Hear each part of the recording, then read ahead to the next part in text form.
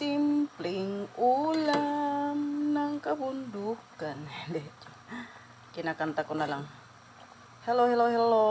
Magandang tanghali sa inyong lahat. Ayan.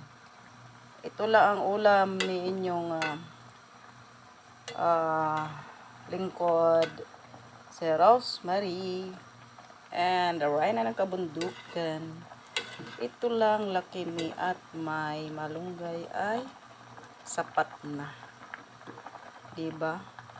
Dito sa bundok guys, para-paraan na lang. Ayan, para-paraan na lang ang ating ulam. Yan. Hinalo-halo ko lang kasi medyo magulang na po ang malunggay. Kasi magulang at saka mura pa ay magkaiba. Ayan.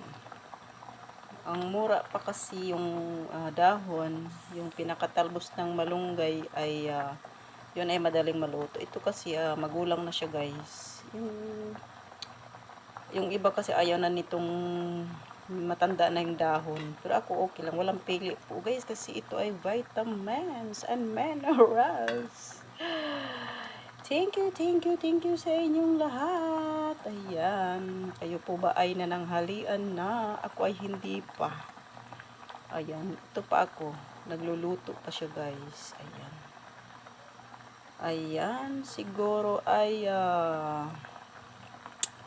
luto na yan. At hindi lang masyadong lata ang kanyang laga. Bisaya. Ang kanyang ito nung pasta ng noodles. Ayan. O, diba guys, sapat na.